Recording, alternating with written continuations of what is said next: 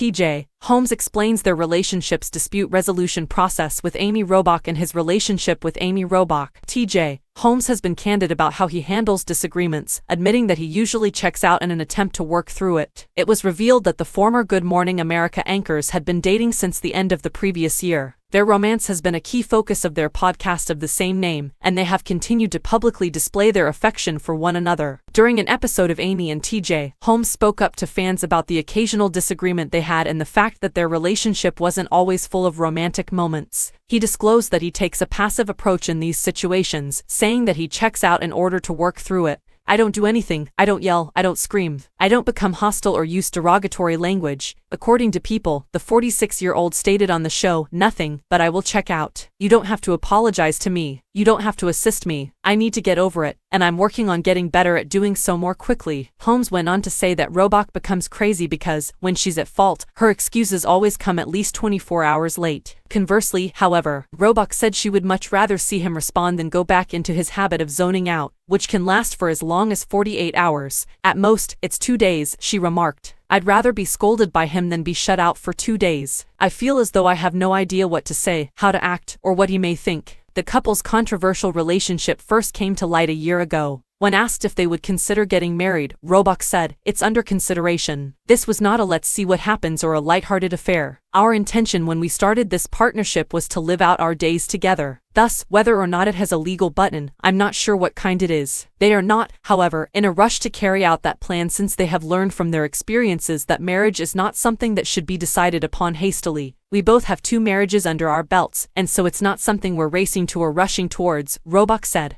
"However, I can declare that I want to live out the rest of my days with you. It is situated on the table. It is situated on the table." Adding a comedic touch, Holmes said that he was tired of introducing a 50-year-old woman as my girlfriend, and that he wanted to marry Robach. It happened several weeks after Page Six said that Robach and Holmes were angry that their former partner's relationship was made public right before the launch of their own podcast. Robach was previously married to Andrew Shue, while Holmes was previously married to Marilee Fiebig. They had to be furious. One insider suggested that the two will have to address the story because they will still want to keep themselves in the news, while another stated that stomped all over their big podcast debut. Another insider added at the time that Robach is convinced he did this to coincide with the debut of her podcast, and thinks her ex is trying to steal her thunder. A person close to Shue then denied Robach's claim. The insider stated that it is improbable that Shue exacted revenge on Robach given his private demeanor. It remains to be seen how well the podcast will perform in the long run. However, in the meanwhile, Holmes and Robach have utilized it as a means of dispelling numerous rumors regarding their partnership, among them the notion that they started dating while still wed to their former spouses. According to Holmes, as reported by People, "To be clear, we were outed as being in a relationship, but everyone else believed that we were being exposed as adulterers, exposed as cheating on our wives, and that was not the truth because the peculiar thing is, we were both going through divorce proceedings on the day those photos were taken,